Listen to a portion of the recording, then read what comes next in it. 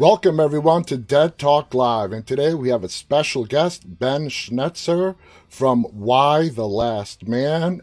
Ben, thank you for being here with us. How you doing? I'm doing all right, man. I'm doing all right, John. Thanks for having me. It's good to be here. It's our pleasure. And you know what? Your character, you are the last man. How does it feel to have your character be a part of the show's title? It's pretty far out, man. It's pretty wild. Yeah, it's exciting. I mean, it's such an exciting piece of source material, and the adaptation that Eli has created is such an exciting and intriguing and compelling world. And so it's just a thrill, man. This has honestly been like one of my favorite jobs I've ever done. It's such a great group of people and such a fun character and such a fun team that it's been a thrill. It's been a real thrill. It looks like a blast, and you guys have a blast. I had the honor of talking to you and your castmates and the crew a couple of weeks ago at New York Comic Con, and you That's guys right. are just like one big family.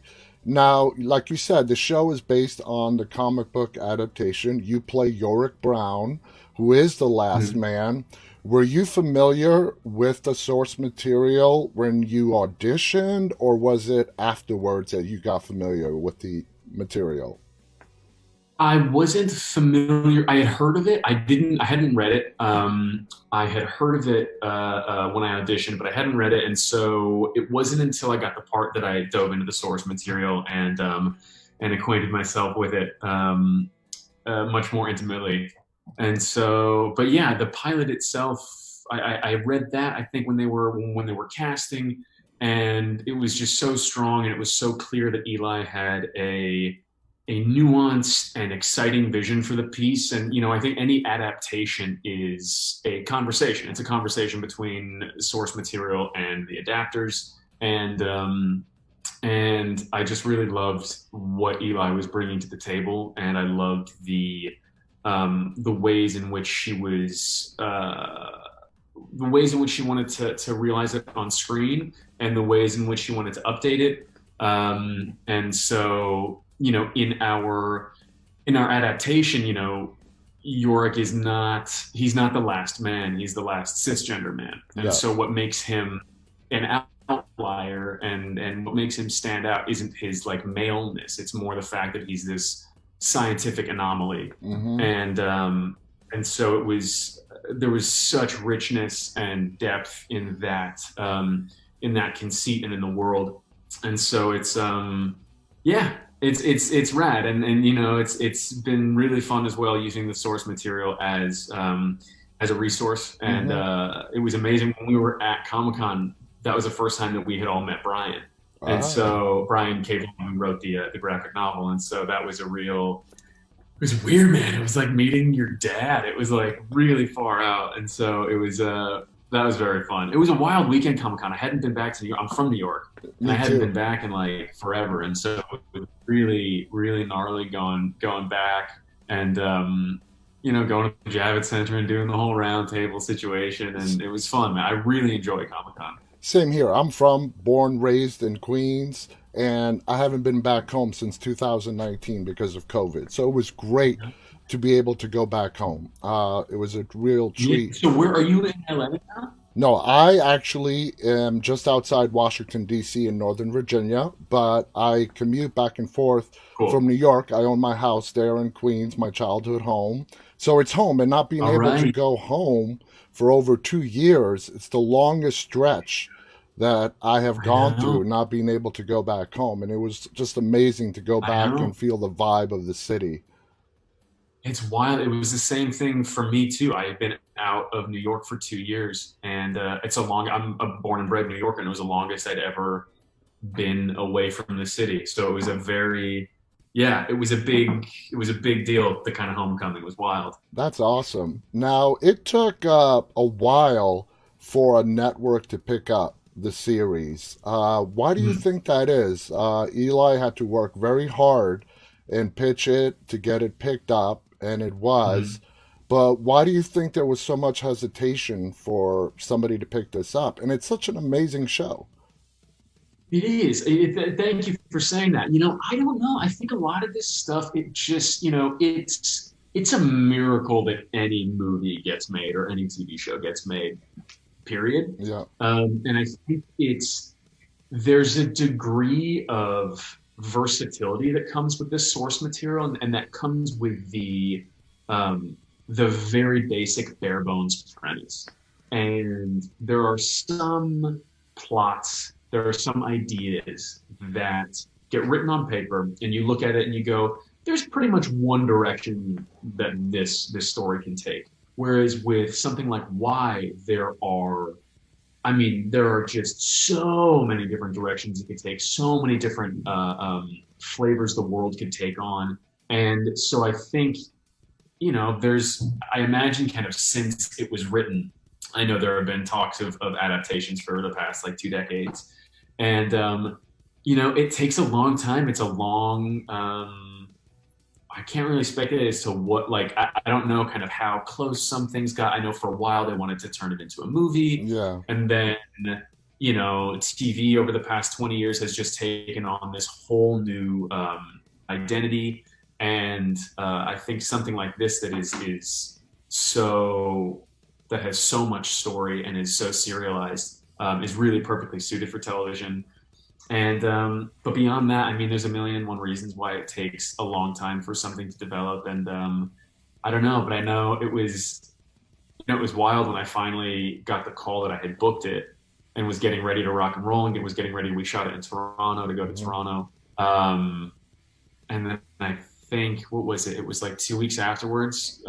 Everything shut down because of COVID, COVID. obviously, and Yeah, so that was like another chapter in the I think you you. know, but, There you go. but yeah, it's interesting that it's so fascinating to me, the stories, the story behind the story, Yeah, like why how things come to be, and that's wild. it is wild. It's absolutely wild. Now, for someone who has never watched the show, how would you describe your character, Yorick? Okay, you play. How would you describe it? I would say Yorick is a like I had mentioned before, so this cataclysmic event happens and it decimates, it wipes out every mammal on Earth with a Y chromosome, except for Yorick Brown, this young man who lives in Brooklyn, and his pet capuchin monkey.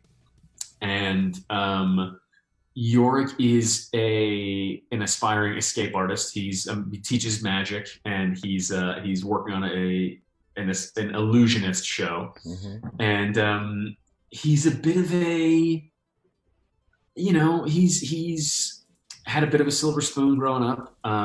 He's definitely been the beneficiary of a lot of privilege, and he gets shouldered with what, in his view, is this burden Hmm. of being this scientific outlier and having to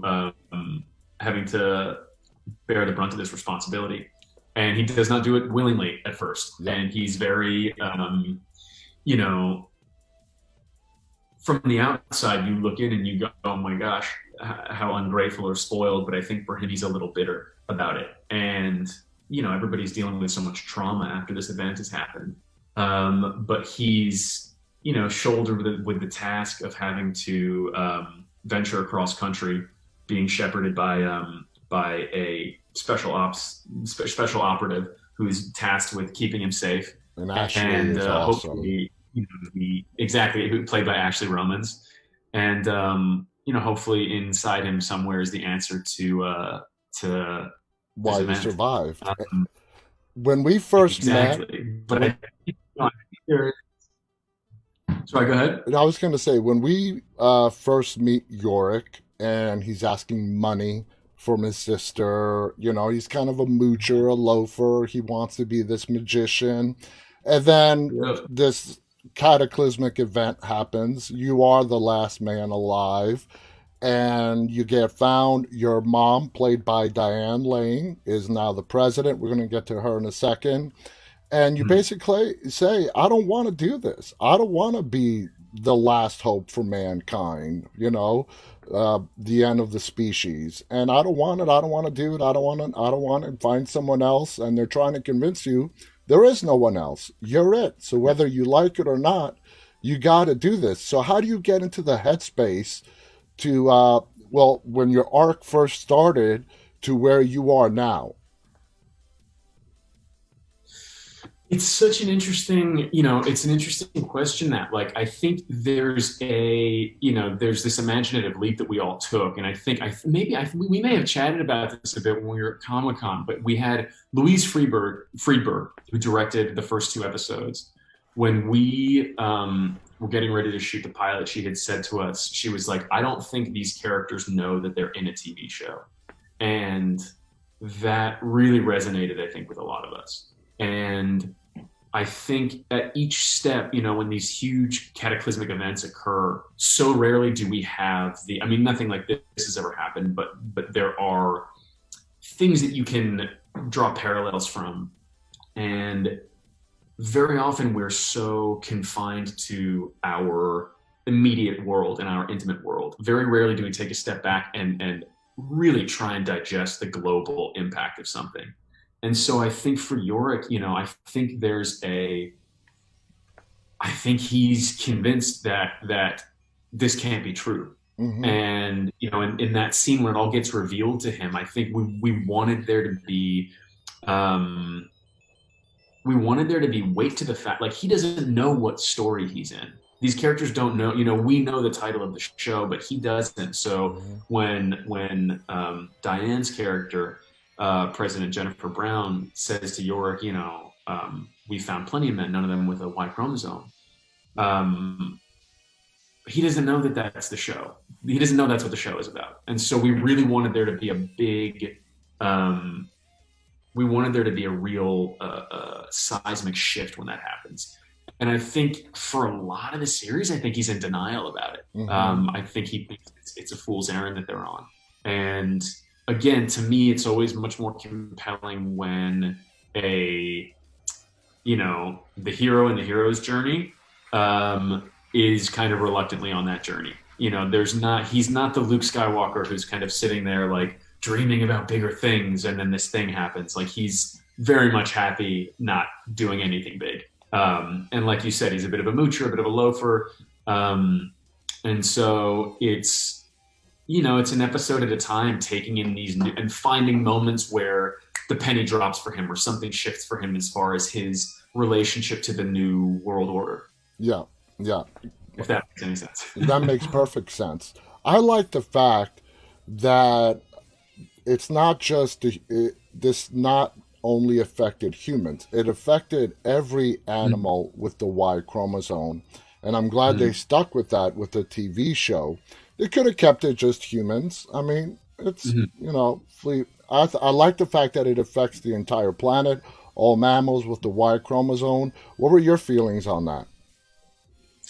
That's a really good question. In episode 5, there's a great. So we meet this character as a huge part of the graphic novels and ends up being a huge part of the series. Dr. Allison Mann, played by Diana Bang. We meet her in episode 5, and she's got a really wonderful speech about the massive impact that this event has had on, like, biodiversity. And it's not just about the human race; it's about the animal kingdom. And it was. I remember shooting that scene, and Diana is just such a wonderful actress. She's so good in the show. Oh yeah. And every time she would do that speech, kind of getting hit by new things, finding different moments in it, and it is again, I think it's important when you're telling a story, you intimately acquaint yourself with it, but then you have to, like, as an actor, like, you have to unknow it at some point. Yeah. And so there is there's so much space to take a step back and, like, take in the big picture of what we're talking about here. And I think it's intense and it's full on. I think especially given, like, the state of the climate right now. Like, there were times when it was like a very heavy Yeah. a very heavy world to live in while we were Yes. filming. Now, how do you feel about this show tackling some very hard issues? And I applaud the show for doing this when it comes to transgender, uh, empowering women and having a predominantly female cast and crew. How do you feel about that approach that this show took? I'm really proud to be a part of it. Just really proud to be a part of it. You know, it was very clear from the outset that Eliza Clark, our showrunner, you know, the vision she had for this adaptation was she wanted to create a world that was gender diverse and that was inclusive and that was a clear representation of the world that we live in. And I couldn't be prouder to be a part of it, you know. And again, it's interesting, you know, I don't know the group of individuals that we worked with on this show is just one of the most inspiring and talented and hardworking group of individuals I've worked with ever. And yeah, it's you know, you've done this a long time. Usually the gender balance is not, you know, It's not equal. usually a lot of males, Oh, yeah, cis males, who are, you know, calling the shots. exactly. And it's friggin' unfortunate that that's the case, and it's just really nice. I mean, it was a very special experience working on this one, and Nice. really proud to have been a part of it.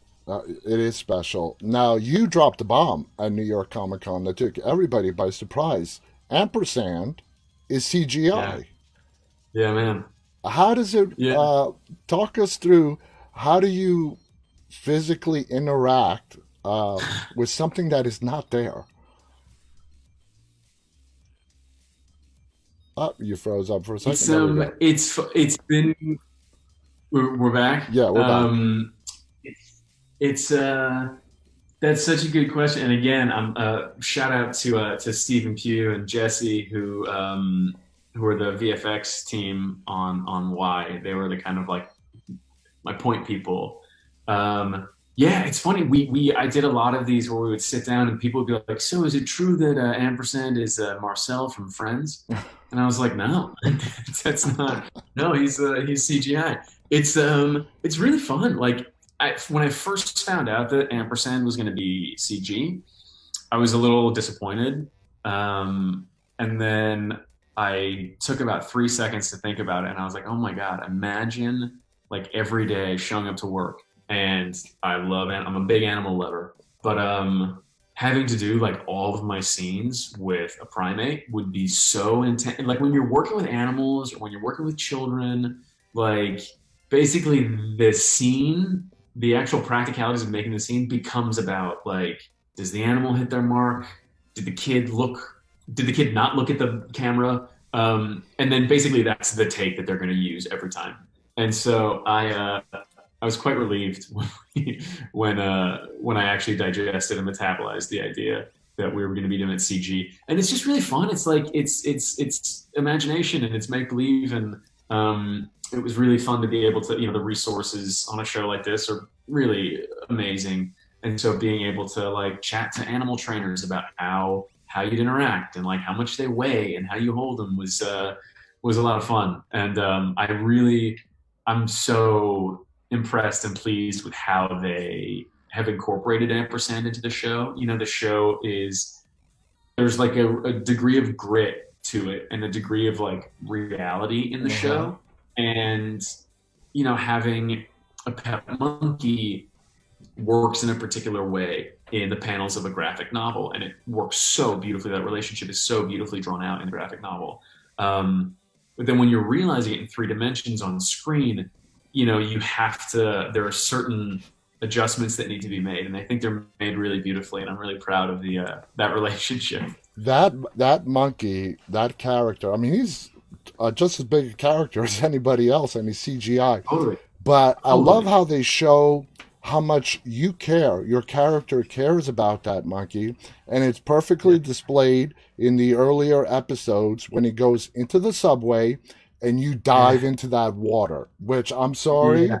I put myself in Yorick's shoes and I'm like, I love that monkey to death, but man, I don't know. Yeah, I know it's a tough call. It's a tough call, man. I have to say it was so interesting when we shot that scene. It's they built this amazing water tank like on in the studio and like built a whole subway station and then flooded it, and it was one of the most impressive sets I've ever been in. But it's funny because they heated up the whole studio, maybe not the whole studio, but they heated up like that whole corner of it because the crew was in the water like all day. And um, and so when we went to film it, it's supposed to be like the middle of the winter and all this disgusting water and all this stuff. And it was actually it was like a really nice, like warm bath. So actually the hardest part about shooting some of that stuff was like remembering that it's supposed to be uncomfortable. Um, but yeah, that was definitely an unforgettable day. All right. So you mentioned Diane Lane earlier. She is the cast veteran on the set. What's she like? Is she great? I mean, she's been doing this for a very long time. Does she Yeah, help out the actors? Does she walk onto the set and her presence is immediately felt? it is. It really is. She's like you said, she's been doing this a long, long time, and you can just really feel it. There's a leadership that she has that's not it's not forced. It's not self-serving. It's she's just got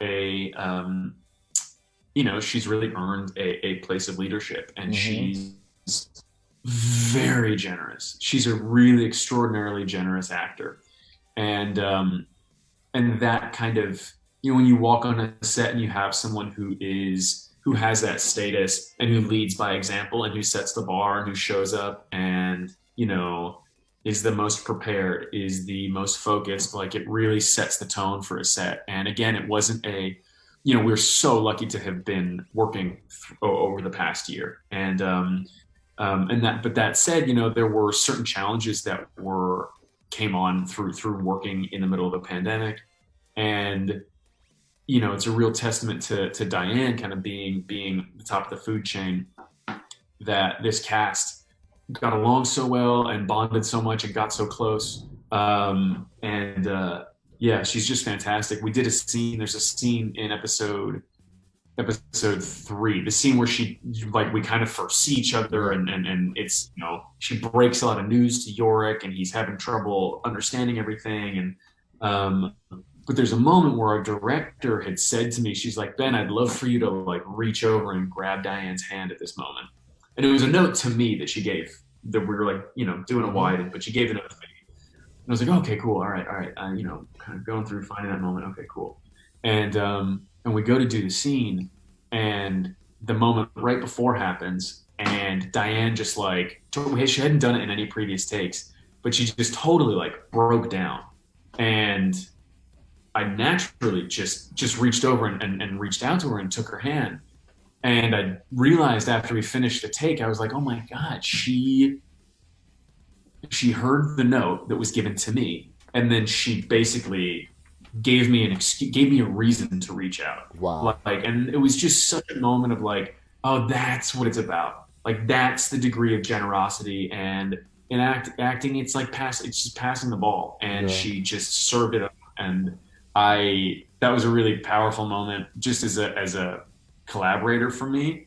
Um, I was like, oh, dude, I'm really lucky to be working with this person right now. That is such that is an So, amazing yeah, story. Now, yeah. season one of Y, for our viewers who don't know, is available on FX on Hulu. Now, it has not been picked up for a season two on FX on Hulu, which is, well, that's another conversation. Um, Yeah, as yeah. many shows as it's happened in the past, they do Mm, not get renewed on one network, and then another network sees the potential and picks it up. Before we get to that, when did you first find out the news that it wasn't being picked up for season two on FX? Not long ago. Not long ago. Not long before it kind of came out, and yeah, man, it's sad. Like FX has been. I do have to say, FX has been so amazing and such. They've been amazing teammates, and FX on Hulu has been such an amazing home for the show. But we're really hopeful and really looking forward to the future for this show. Like we really believe in it, and it's a really special group of people who have come together to tell this story, and I feel so humbled and so grateful to be a part of it. And we're very hopeful, and yeah, very hopeful that it'll find a home elsewhere. Now Um, this there's so much story left to tell. Oh, absolutely. Now, this show has received great critical acclaim. The fans Mhm. absolutely love it. I got to ask you this question. Do you think it just got lost in the overwhelming sea of content that viewers have available today? And that was part of the reason why it did not get picked up on FX for season two? Yeah, yeah. There's an interesting article that, and I try not to read too much about stuff that I'm involved in just because it can make one very self-conscious. But Mm-hmm. Amber Tamlin, one of our castmates, had sent it to me. There's a really interesting article in the Hollywood Reporter that talks about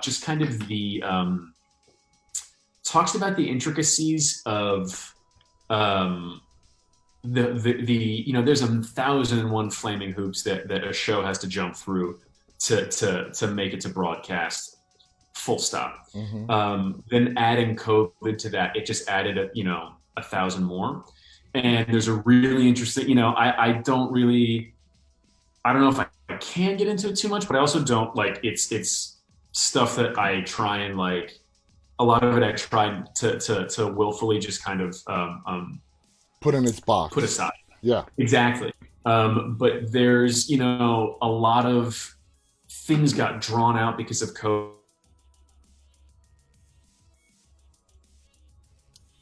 This and that, and the time frame was not beneficial really to anyone to have to like make certain decisions in a very unrealistic amount of time.